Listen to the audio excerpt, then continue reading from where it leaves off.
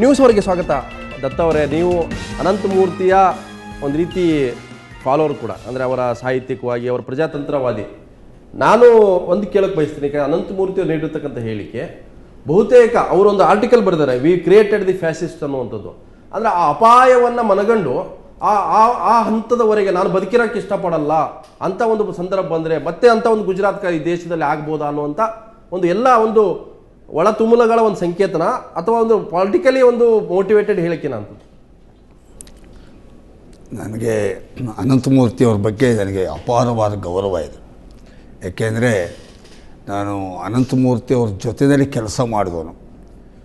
ಅದು ಅಲ್ಲದೆ ಲೋಕನಾಯಕ ಜಯಪ್ರಕಾಶ್ ನಾರಾಯಣ್ ಅವರ ಚಳವಳಿಯ ಸಂದರ್ಭದಲ್ಲಿ ಒಂದು ರೀತಿ ಕಾಂಗ್ರೆಸ್ ವಿರೋಧಿ ರಾಜಕಾರಣ ಮಾಡಬೇಕು ಅಂತ ಹೇಳಿ ಎಲ್ಲ ಪ್ರಗತಿಪರವಾದ ಆಲೋಚನೆ ಮಾಡುವಂಥವ್ರು, ಎಲ್ಲ ಸಾಹಿತಿಗಳು, ಕಲಾವಿದರುಗಳು, ಸಾಂಸ್ಕೃತಿಕ ವಲಯದವರು ಎಲ್ಲರೂ ಕೂಡ ಒಂದು ರೀತಿಯಲ್ಲಿ ಆಗಿನ ಜನತಾ ಪಕ್ಷಕ್ಕೆ ಬೆಂಬಲ ಕೊಡಬೇಕು ಅಂತ ಹೇಳಿ ನಾನ್ ಕಾಂಗ್ರೆಸ್ ಮೂಮೆಂಟ್ ಆ ಹೋರಾಟದಲ್ಲಿ ನಾವು ರಾಜಕೀಯಕ್ಕೆ ಪ್ರವೇಶ ಮಾಡಿದಂಥವ್ರು ಯುವಕರಾಗಿ.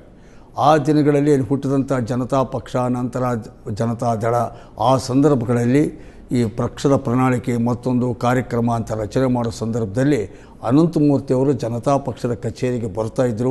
ಆಗ ಬಂದಗದ್ದೆ ರಮೇಶು, ನಾನು, ಅನಂತಮೂರ್ತಿ ನಾವೆಲ್ಲ ಒಟ್ಟಿಗೆ ಕೆಲಸ ಮಾಡುವಂಥ ಅವಕಾಶಗಳಿತ್ತು. ಹಾಗಾಗಿ ರಾಜಕೀಯವಾಗಿ ಒಂದು ಆಂದೋಲನದಲ್ಲಿ ತೊಡಗಿಸ್ಕೊಂಡ ಅನಂತಮೂರ್ತಿಯವ್ರ ಜೊತೆಲೂ ಕೆಲಸ ಮಾಡಿದ್ದೀನಿ.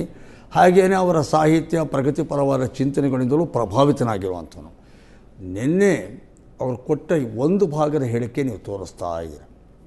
ನಾನು ಪತ್ರಿಕೆಗಳನ್ನು ನೋಡಿರೋದು, ಈಗ ನೀವು ತೋರಿಸಿರೋದು ಒಂದು ಏನು ಅಂದರೆ, ಈ ಮೋದಿಯವರು ಪ್ರಧಾನಿ ಆದರೆ ಅಂಥದ್ರೊಳಗಡೆ ನಾನು ಇರೋದಕ್ಕೆ ಇಷ್ಟಪಡೋದಿಲ್ಲ, ಬದುಕಿರೋದಕ್ಕೆ ಇಷ್ಟಪಡೋದಿಲ್ಲ ಅನ್ನೋ ಮಾತು.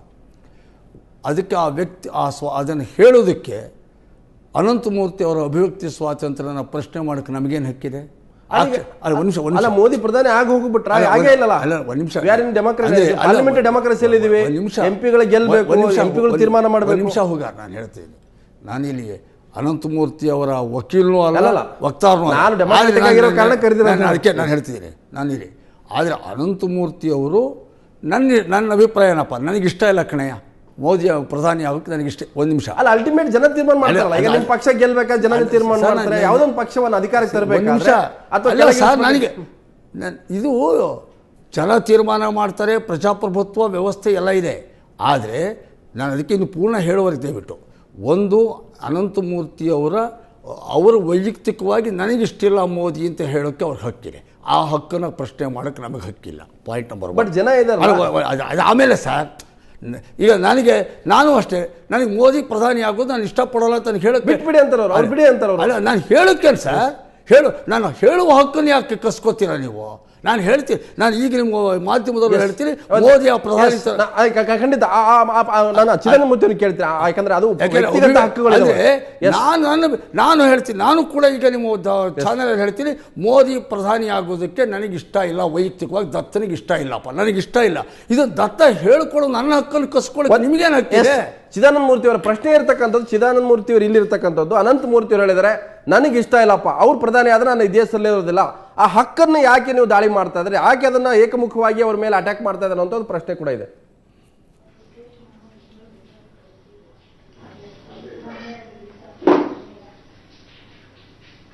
ಚಿದಾನಂದ ಮೂರ್ತಿ ಅವರೇ, ನಾನು ಈ ಒಂದು ಸರ್ಕಾರ ಬಂದ್ರೆ ಅಥವಾ ಮೋದಿ ಪ್ರಧಾನಿ ಆದ್ರೆ ನನಗೆ ಇಷ್ಟ ಇಲ್ಲಪ್ಪ, ನನ್ನ ವೈಯಕ್ತಿಕ ಹಕ್ಕದು, ನಾನು ಹೇಳ್ತೀನಿ.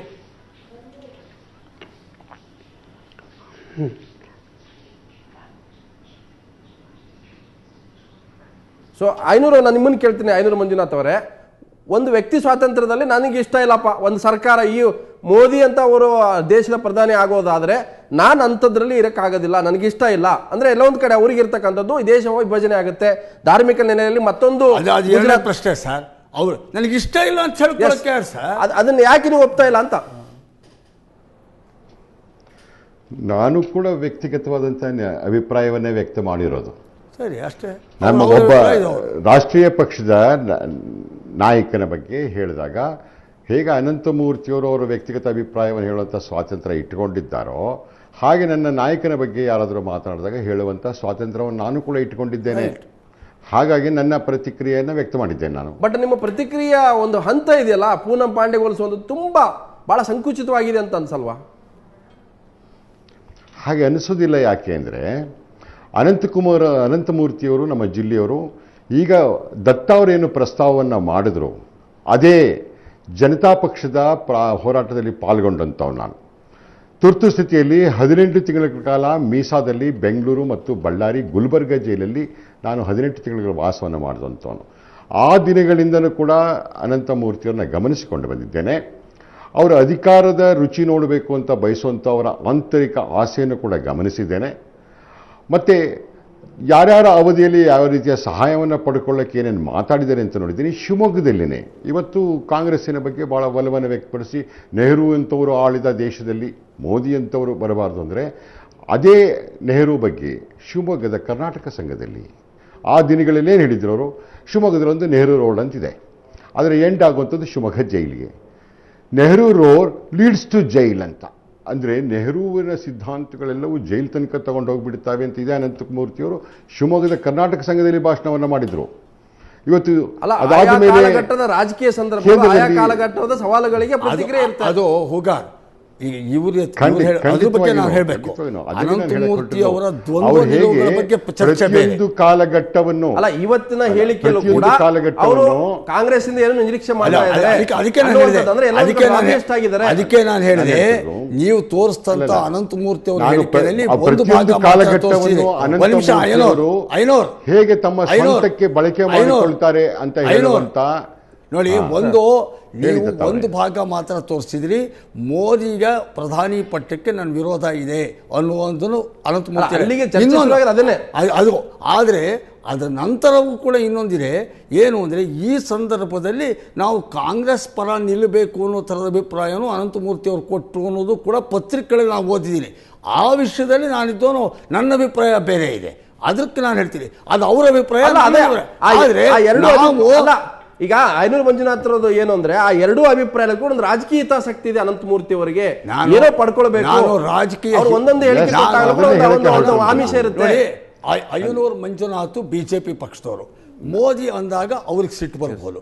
ಕಾಂಗ್ರೆಸ್ಸಿಗೆ ಸಪೋರ್ಟ್ ಮಾಡಬೇಕು ಅಂತ ಅನಂತಮೂರ್ತಿ ಹೇಳಿದಾಗ JDS ಪಕ್ಷ ಥರ್ಡ್ ಫ್ರಂಟ್ ಬಗ್ಗೆ ಆಸೆ ಕನಸಿಟ್ಕೊಂಡ್ರು. ನಾನು ಕೂಡ ಅನಂತಮೂರ್ತಿ ಅವರು ಹೇಳಿಕೆ ಟೀಕೆ ಗೊಂದಲಗಳು ಹಾಕಬೇಕು ಪೊಲಿಟಿಕಲಿ ಸ್ಟೇಟ್ಮೆಂಟ್ಗಳನ್ನು ಕೂಡ ಯಾಕೆ ಒಂದು. ನಾನು ಹೇಳೋದೇನು ಗೊತ್ತಾ ಸರ್, ಅನಂತಮೂರ್ತಿ ಅವರು ಹೇಳಿದ ತಕ್ಷಣ ಇಡೀ ಕರ್ನಾಟಕ ಜನವೋ ಭಾರತದ ಜನವೆಲ್ಲ ಅನಂತಮೂರ್ತಿ ಅವರ ಅಭಿಪ್ರಾಯ ಹಿಂದೆನೆ ಹೋಗ್ತಾರೆ. ನರೇಂದ್ರ ಮೋದಿ ಅವರದ್ದು ಅದೇ ವಿಚಾರನೆ. ಅನಂತಮೂರ್ತಿ ಹೇಳಿದ ತಕ್ಷಣ ಉಳಿದ ಜನ ಎಲ್ಲವೂ ಕೂಡ ಅನಂತಮೂರ್ತಿ ಮಾತು ಕೇಳ್ತಾರ? ಇಲ್ಲ, ನಾನು ಅದೇ ಅಂದ್ರೆ ನಾನು ಒಂದು ಪಕ್ಷ ಈಗ ಕಾಂಗ್ರೆಸ್ ಸಪೋರ್ಟ್ ಮಾಡಬೇಕು ಅಂತ ಅನಂತಮೂರ್ತಿ ಹೇಳಿದ ತಕ್ಷಣನೇ ನಾನು ಅನಂತಮೂರ್ತಿ ಅವನು ವ್ಯಕ್ತಿಗತವಾಗಿ ಚರ್ಚೆ ನಾನು ಇರ್ತಕ್ಕಂಥದ್ದು ನಮಗೆ ಪ್ರೀತಿ ದ್ವೇಷ ಇಂಪಾರ್ಟೆಂಟ್ ಅಲ್ಲ. ನಾನು ಹೇಳೋದು ಅನಂತಮೂರ್ತಿ, ನಾನು ನರೇಂದ್ರ ಮೋದಿ ಪ್ರಧಾನಿ ಅನಂತಮೂರ್ತಿ ಅವರ ಎರಡೂ ಹೇಳಿಕೆ ಇಟ್ಕೊಂಡು ನಾನು ಅದನ್ನು ವೈಚಾರಿಕವಾಗಿ ಚರ್ಚೆ ಮಾಡಕ್ಕೆ ಎರಡೂ ಹೇಳಿಕೆಗಳು ಒಂದು ರಾಜಕೀಯ ಹಿತಾಸಕ್ತಿ ಅನಂತಮೂರ್ತಿ ಅವರಿಗೆ ವ್ಯಕ್ತಿಗತವಾಗಿ ಚರ್ಚೆ ಮಾಡಕ್ಕೆ ಇಷ್ಟಪಡೋಲ್ಲ. ನಾನು ವೈಚಾರಿಕವಾಗಿ ಅನಂತಮೂರ್ತಿ ಅವರು ಚಿದಾನಂದ ಮೂರ್ತಿ ಅವರೇ, ಅನಂತಮೂರ್ತಿ ಅವರ ಹೇಳಿಕೆಯ ಬಗ್ಗೆ ತಾವು ಒಂದು ಹೇಳಿಕೆಯನ್ನು ಕೊಟ್ಟಿದ್ರೆ, ನಾನು ಮೋದಿ ಪ್ರಧಾನಿ ಆಗಲಿ ಅಂತ ಬಯಸ್ತೀನಿ, ಆದರೆ ಅವ್ರು ಆಗದೆ ಬೇರೆ ಯಾರೂ ಆದರೂ ಕೂಡ ನಾನು ಭಾರತದಲ್ಲಿ ಇರ್ತೀನಿ ಅನ್ನೋಂಥದ್ದು. ಅಂದರೆ ಅನಂತಮೂರ್ತಿ ಅವರಿಗೆ ಒಂದು ಅಪಾಯ ಇರ್ತಕ್ಕಂಥದ್ದು, ಇಲ್ಲಿ ಒಂದು ಫ್ಯಾಸಿಸ್ಟ್ ಶಕ್ತಿಗಳಿರೋದ್ರಿಂದ ಬಹುತೇಕ ಅದರಿಂದ ದೇಶಕ್ಕೆ ಅಪಾಯ ಆಗುತ್ತೆ ಅನ್ನುವಂಥ ಆತಂಕ ಅನಂತಮೂರ್ತಿ ಅವರ ಹೇಳಿಕೆಯಲ್ಲಿ ಇದೆ ಅನ್ನುವಂಥದ್ದು. ಅಂದರೆ ವ್ಯಕ್ತಿಗತವಾದ ಹೇಳಿಕೆಯನ್ನು ಯಾರೂ ಕೂಡ ಹತ್ತಿಕ್ಲಿಕ್ಕೆ ಆಗೋದಿಲ್ಲ ಅನ್ನುವಂಥ ಮಾತಿದೆ.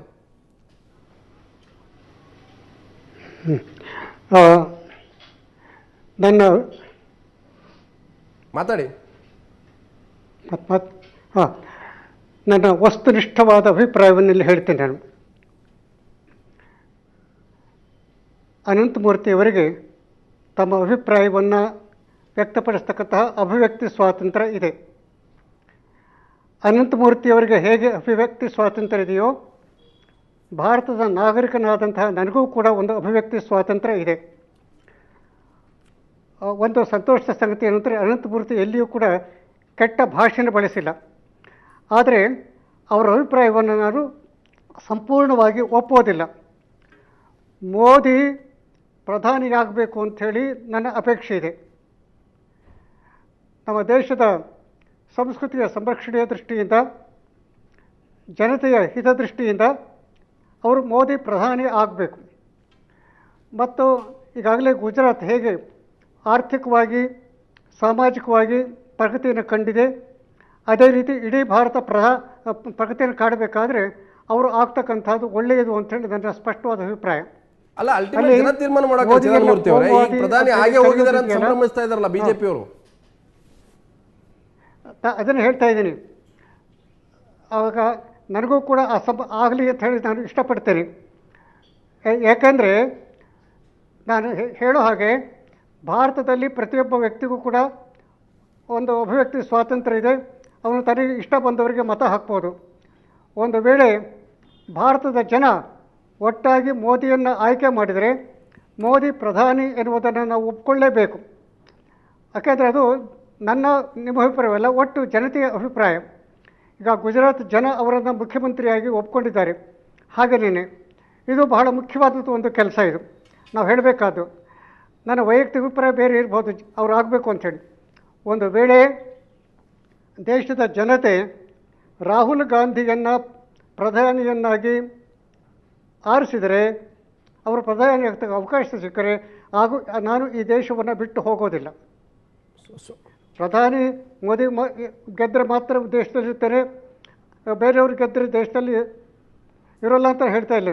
ಮೋದಿ ಗೆದ್ದರೂ ಕೂಡ ನನ್ನ ರಾಷ್ಟ್ರದಲ್ಲಿರ್ತೇನೆ. ರಾಹುಲ್ ಗಾಂಧಿ ಗೆದ್ದರೂ ಕೂಡ ನಾನು ದೇಶದಲ್ಲಿರ್ತೇನೆ. ಯಾಕೆ ಅಂತ ಹೇಳಿದರೆ ನನಗೆ ನನ್ನ ದೇಶ ಅತ್ಯಂತ ಪ್ರಿಯ. ಹಾಗಾದ್ರೆ ದೇಶದ ಪರವಾಗಿ ಇದ್ದಾರೆ, ಆದ್ರೆ ದೇಶದಲ್ಲಿ ಒಂದಾಗಿರ್ಬೇಕು ಅಂತ ಒಂದೇ ಒಂದು ಒಂದು ಒಂದು ಹೂದೋಟದಾಗಿ ನಾವು ಭಾರತ ಇರಬೇಕು ಅನ್ನುವಂಥ ಕಲ್ಪನೆ ಇರ್ಬೋದು ಅವರಿಗೆ. ಒಂದು ವಿಷಯ ಇದು ಅನಂತಮೂರ್ತಿ ಒಳಗೆ ಹೇಳ್ತಕ್ಕಂಥ ಹಕ್ಕಿದೆ. ಆದರೆ ಹಾಗೆಯೇ ಈ ರಾಷ್ಟ್ರವನ್ನು ಬಿಟ್ಟು ಹೋಗ್ತೇನೆ ಅಂತ ಹೇಳ್ಕೊಂತ ಹಕ್ಕು ಇದೆ. ನಮ್ಮ ರಾಷ್ಟ್ರವನ್ನು ಬಿಟ್ಟು ಎಲ್ಲಿಗೆ ಹೋಗ್ತಾರೋ ನನಗೆ ಗೊತ್ತಿಲ್ಲ. ಇತ್ತೀಚೆಗೆ ಯಾರೋ ಒಂದು ವ್ಯಂಗ್ಯವಾಗಿ ಬರೆದವರು ಪಾಕಿಸ್ತಾನಕ್ಕೆ ಹೋಗ್ತಾರೆ, ಬಾಂಗ್ಲಾಕ್ಕೆ ಹೋಗ್ತಾರೆ ಅಂಥೇಳಿ. ಇಂಥ ವ್ಯಂಗ್ಯದ ಮಾತು ಬೇಕಾಗಿಲ್ಲ. ನನ್ನ ಪ್ರಕಾರ ಅನಂತಮೂರ್ತಿ ಮೋದಿ ಗೆದ್ದರೂ ಈ ರಾಷ್ಟ್ರದಲ್ಲಿರಬೇಕು, ಆಮೇಲೆ ರಾಹುಲ್ ಗಾಂಧಿ ಗೆದ್ದರೂ ಕೂಡ ಈ ರಾಷ್ಟ್ರದಲ್ಲಿ ಇರಬೇಕು. ಖಂಡಿತ ಆ ರೀತಿಯ ಹೇಳಿಕೆಗಳನ್ನು ನೀಡೋದಿದೆಯಲ್ಲ ಸರಿಯಲ್ಲ. ಎಸ್, ನಾನು ಮತ್ತೆ ಚರ್ಚೆ ಮಾಡ್ತೀನಿ. ಭಗವಾನ್ ಅವರು ಕೂಡ ನಮ್ಮ ಜೊತೆ ಚರ್ಚೆಯಲ್ಲಿ ಭಾಗಿರ್ತಾರೆ. ಅದಕ್ಕಿಂತ ಮೊದಲು ಅನ್ಬೇಕು